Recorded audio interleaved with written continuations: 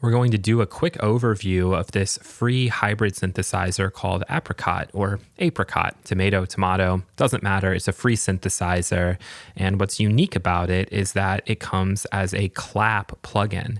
And so for me, this is my first clap plugin. I'm well aware of the innuendo. We're just going to leave it at that. I don't know if that's just an American thing or it's global, but yeah, when I hear somebody reference the clap, I'm definitely not thinking about plugins, but that's besides the point. Hopefully in the future, that's what we'll think about. So with this instrument, we have some global settings in terms of changing the skin, changing the size.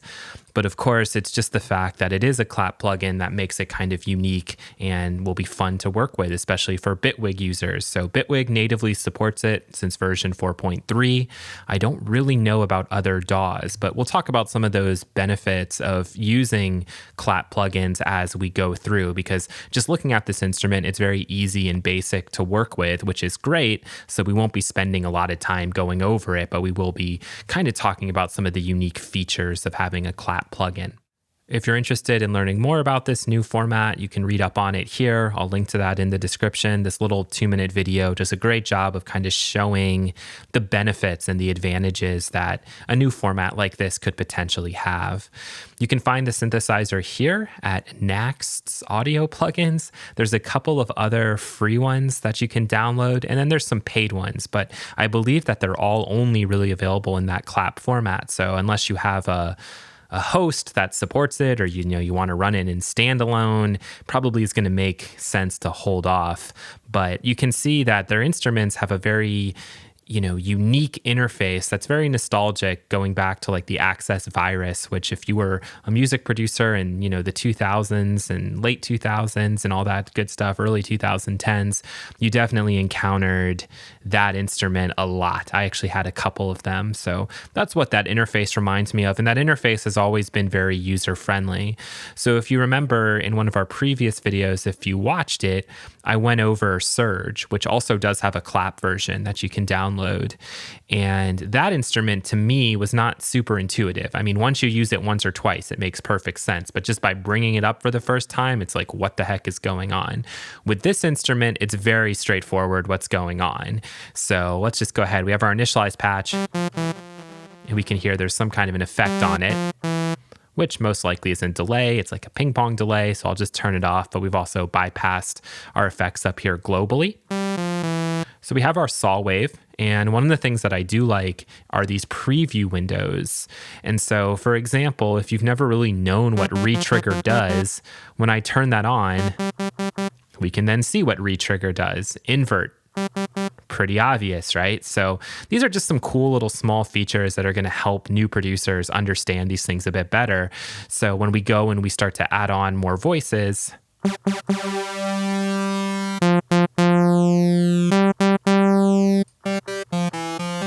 we can very clearly and obviously see what sort of impact that's having. So let's bring that back down a little.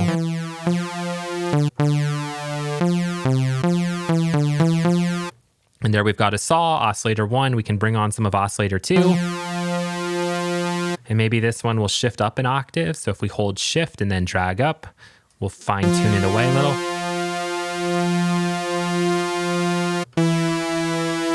We'll also add some voices onto this one.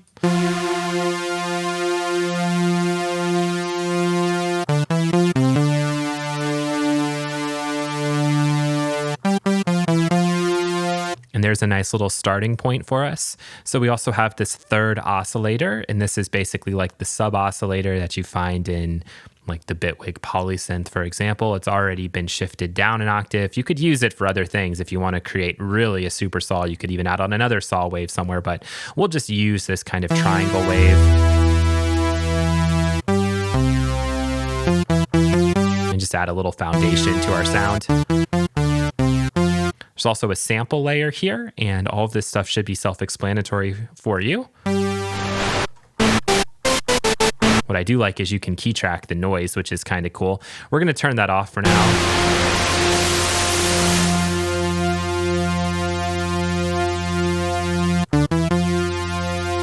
And I'm just going to add a tiny bit of high-pitched noise.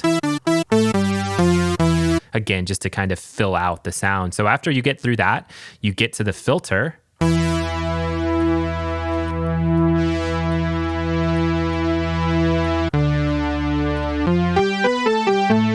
again, all things that you're familiar with if you've ever worked with a synthesizer before. So this is great. And that's pretty much everything there is with the instrument, apart from the modulation, which is all down here at the bottom. So we have our amplitude envelope.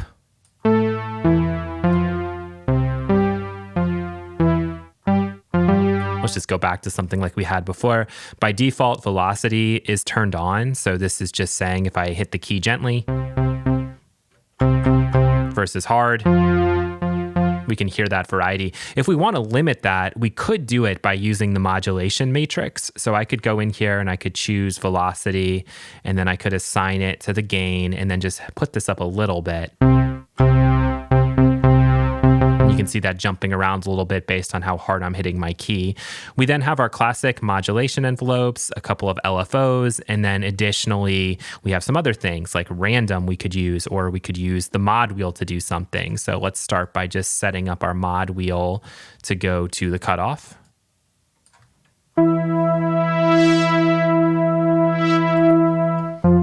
So we might set something like that up. I'm just going to turn the global volume down a little bit. Nice. And we could also control some of the gain with the amp, which we'll talk about when we get to the wave shaper. But let's go ahead now and let's send this modulation envelope number 1 to the filter cutoff, a classic. And we set our depth.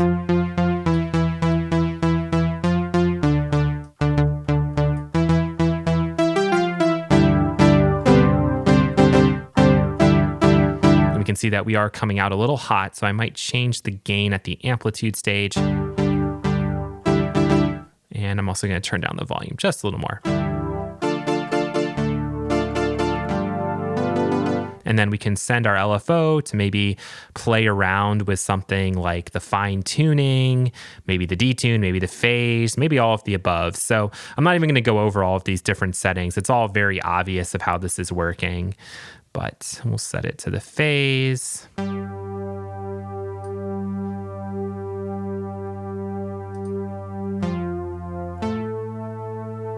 It's having very little impact. So maybe we'll also send it to the resonance.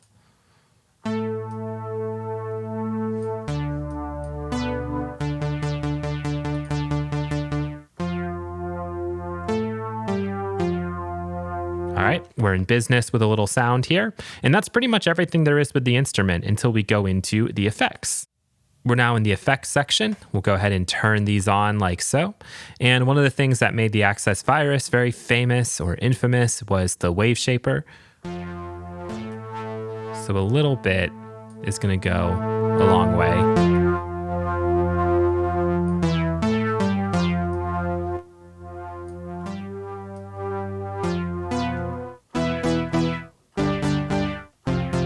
Of course, there's other modes that you can work with.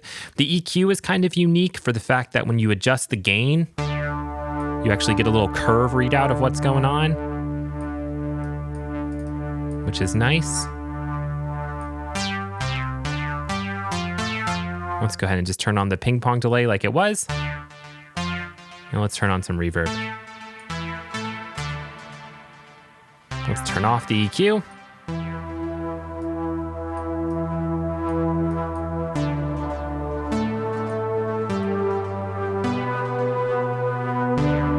Get a little more drive going on.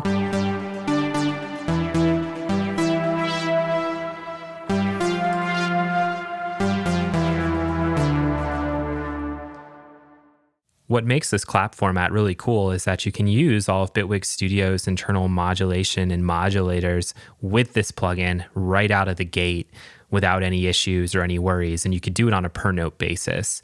So we can hear, this is the standard way of setting this up.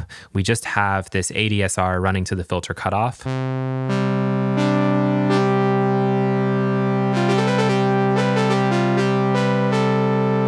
Right, so that's kind of re-triggering every time a new note is hit. It's not happening on a note-by-note basis. When I turn poly on,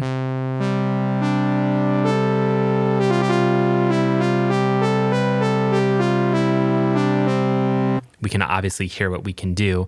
And that's huge. And of course, like this is relevant not only to the ADSR, but to LFOs and to other modulators. And you just know that with the clap format, you can do all of this crazy modulation stuff and it's going to work the way that it works inside of Bitwig. So that's why having, this format adapted by other software synthesizers and stuff is going to be huge for people down the road, especially Bitwig users for now, but maybe eventually other DAWs will also support this clap format. Couple final things. One is the arpeggiator and sequencer. This thing is really, really cool and worth experimenting with and playing around with.